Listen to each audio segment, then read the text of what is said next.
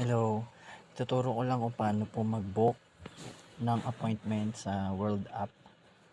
Syempre, first step, mag-download muna kayo ng World App sa Play Store or Apple Store. Then, mag-create kayo ng account. Then, mag-enable po kayo ng backup sa Google account ninyo. Then, pag nakagawa na kayo, punta lang kayo sa World App.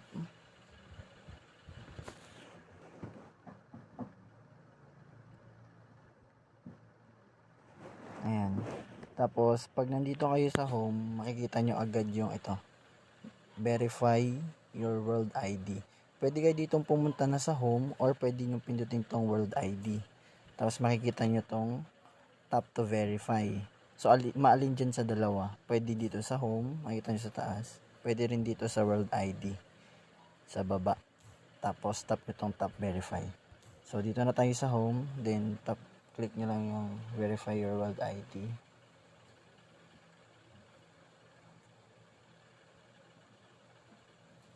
So, ayan.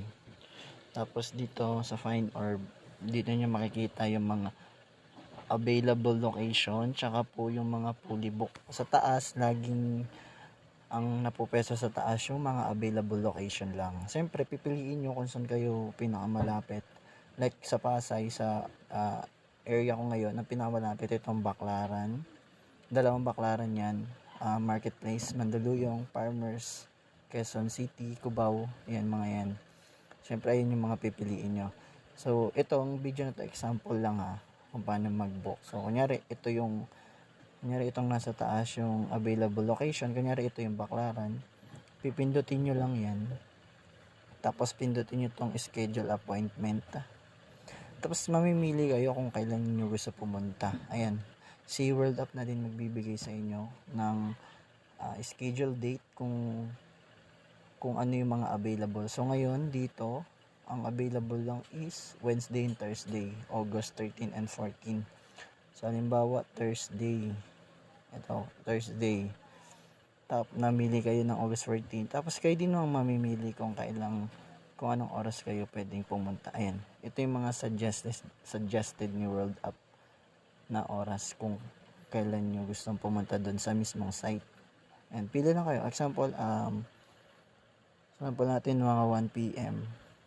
Ayan, pagka ganyan na, click nyo na po yung book an appointment. Ito sa baba. Ayan. Tapos yan, may makikita kayong book.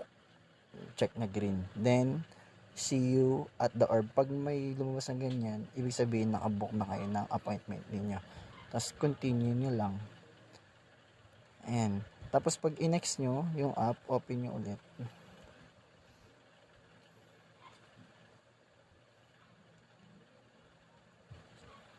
Ayan, ang makikita nyo na is appointment book.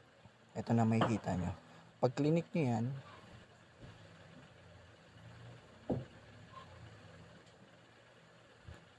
ganito na ang lalabas. Appointment date, tsaka yung oras, tapos itong navigate. Tapos itong start verification, dun nyo palang pipindutin yan dun sa mismong site.